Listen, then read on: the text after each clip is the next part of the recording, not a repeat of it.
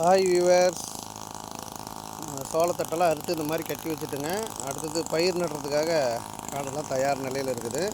இன்னும் 1 வீக் அல்லது 10 டேஸில் வந்து பயிர் நட்டுருவோங்க. அதெல்லாம் அடித்து ஓட்டி ரெடியாக தயார் நிலையில் வச்சுருக்குதுங்க. பயிர் ஒரு 10 டேஸ் ஆகும்னு நினைக்கிறேன். ஏன்னா பயிர் வந்து இப்போ தான் கொஞ்சம் நாற்று விட்டுருக்குது, வளர்ந்துட்டுருக்குது. ஒரு 10 டேஸில் பிடிங்கி நட்டுருவோம். அநேகமாக ஆயுத பூஜைக்குள்ளே இல்லை ஆயுத பூஜை முடிஞ்சு நட்டுருவோம்னு நினைக்கிறேங்க. பூவெலாம் நிறையா வருதுங்க. பாப்பாலாம் மருந்தடிச்சிட்ருக்காங்க காட்டுக்கு.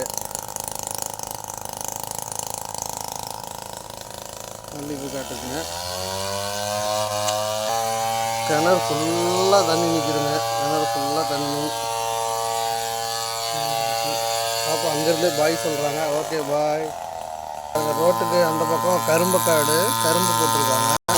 மக்காச்சோளம், மல்லிகைப்பூ வயலோட்டி நட போகிறாங்க. தூரத்தில் பார்த்திங்கன்னா வெண்டைக்காய் போட்டிருக்காங்க.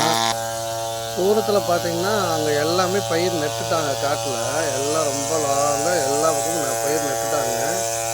நம்மளுக்கு மட்டும் இன்னொரு 10 டேஸ் ஆகும். வாய்க்காலுக்கு அந்த பக்கம்லாம் நட்டுட்டாங்க. மருந்து அடிக்கிறாங்க. மருந்து அடித்தாதான் பூ இந்த மாதிரி நிறையா வருங்க. மருந்து அடிக்கிற கேப்பில் பாப்பா பாருங்க அப்படியே ஓரமாக இருக்கிற புல்லெல்லாம் பிடிங்கிட்டு இருக்காங்க. காலை வேலையில்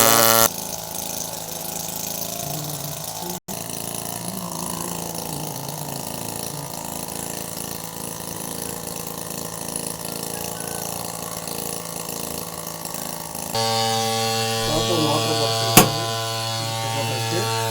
தண்ணி அங்கே பிடிப்பாங்க.